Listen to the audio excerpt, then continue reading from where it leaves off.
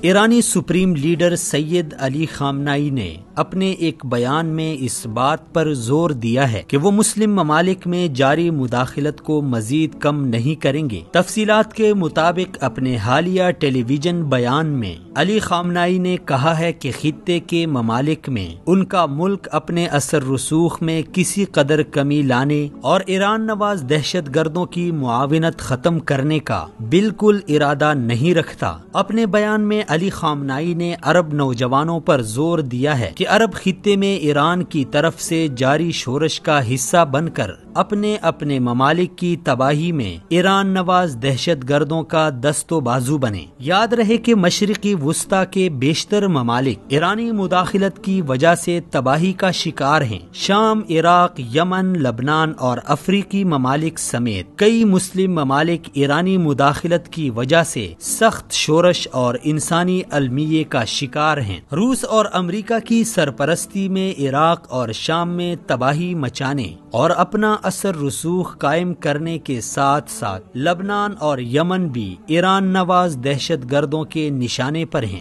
جہاں پر مسلمانوں کا جینا دوبر کر دیا گیا ہے۔ مشرقی وسطی کے علاوہ افغانستان اور پاکستان سمیت مسلم افریقی ممالک میں بھی ایرانی مداخلت آئے روز بڑھتی جا رہی ہے۔ دیگر افریقی ممالک کی طرح جنگ زدہ ملک لیبیا بھی ایرانی سازشوں کے مرکز میں بدل رہا ہے۔ عرب میڈیا کے مطابق لیبیا میں 2 ایرانی عسکری مشیروں کو نامعلوم افراد نے ہلاک کر دیا ہے۔ تیل کی دولت سے مالا مال ملک لیبیا میں ایرانی عسکری مشیروں کی موجودگی اس بات کی غمازی کرتا ہے کہ وہاں کی خانہ جنگی سے فائدہ اٹھا کر ایران وہاں اپنے اثر رسوخ کو بڑھا کر وہاں کے قدرتی وسائل پر قبضہ جمانا چاہتا ہے۔ ایران جنوبی لیبیا میں سرگرم شدت پسندوں کی پشت پناہی کر رہا ہے، جس کا مقصد پیٹرول کے ساتھ ساتھ لیبیا اور تیونس کی سرحد پر دیگر قدرتی وسائل کے ساتھ ساتھ خام یورینیم کے ذخائر سے یورینیم حاصل کر کے تہران پہنچانا ہے۔ اس کے علاوہ نائجیریا اور گانا وغیرہ سے بھی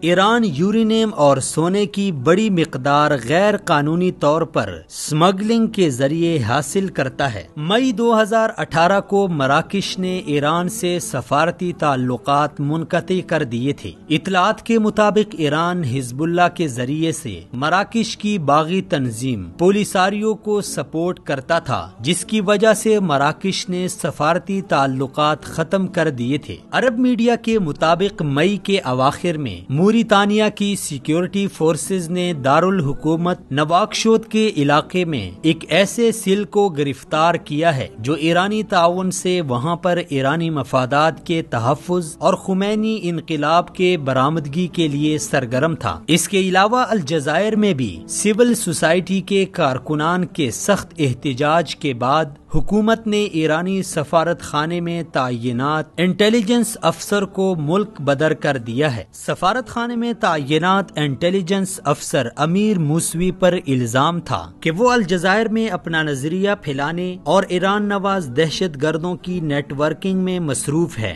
موسوی پر یہ الزام بھی تھا کہ وہ مراکش کی باغی تنظیم پولیساریو اور حزب اللہ کے دہشت گردوں میں رابطہ کار کے فرائض سر انجام دے رہا ہے۔ الجزائر کے جنوب میں تندوف کے مقام پر پولیساریو کے دہشت گردوں تک لبنان سے اسلحہ اور گولہ بارود پہنچانے میں بھی موسوی ملوث تھا۔ خطے میں ایرانی رجیم ایک ناسور کی حیثیت اختیار کر چکی ہے، جسے اکھاڑ پھینکنے سے ہی خطے کے ممالک کو نجات مل سکتی ہے۔ قدرتی وسائل سے مالا مال ملک ایران کی دولت و ثروت اس کی عوام کے بجائے مسلم ممالک میں شورشیں برپا کرنے اور خانہ جنگیاں بپا کرنے پر خرچ ہو رہی ہے۔ ایرانی عوام کو آسمان سے باتیں کرتی غربت، صحت کی ابتر صورتحال، منشیات کی ریل پیل، ناخواندگی، دماغی بیماریاں اور لاقانونیت سمیت 20 مسائل کا سامنا ہے۔ چاہیے تو یہ تھا کہ ایران کے پگڑی پوش ان مسائل پر کنٹرول کر کے عوام کو سہولیاتی زندگی پہنچاتے،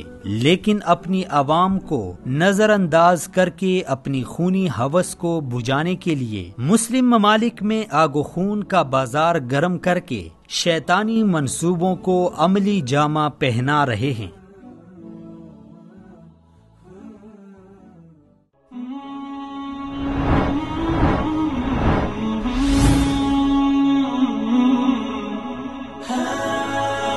دنیائے اردو کا درخشاں ستارہ وصال اردو۔